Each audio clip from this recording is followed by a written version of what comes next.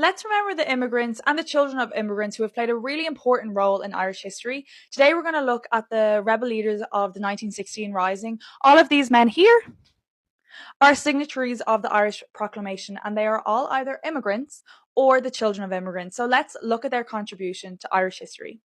First up, we have James Connolly, a trade unionist, socialist, and Republican, and he was a Scotsman. In fact, he did not move to Ireland until he was 28 years old, and when he did, he was really involved in the Irish labour movement with Jim Larkin.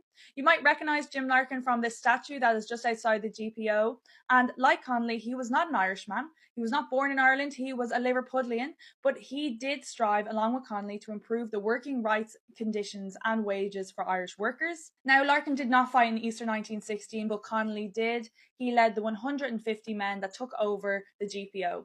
Connolly is the reason that the proclamation is addressed to Irish men and Irish women, and he was unfortunately executed for his role in the Rising in 1916.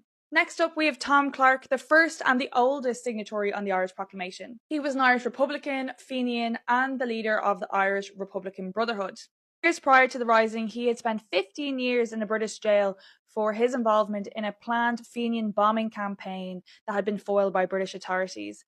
And it was due to his long-standing involvement in the Republican movement that it was decided that he would be the first signatory on the Irish Proclamation. And he was born in the Isle of Wight in the UK. Tom Clark was one of the first rebel leaders to be executed for his role in the 1916 Rising.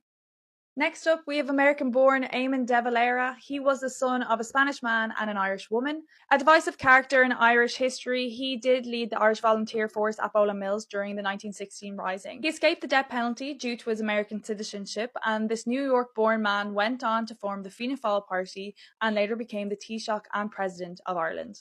Last up, we have probably Ireland's most famous revolutionary leader, Pádraig Pearse. Pádraig Pearse, along with his brother Willie Pearse, were executed for their role in the 1916 Rising.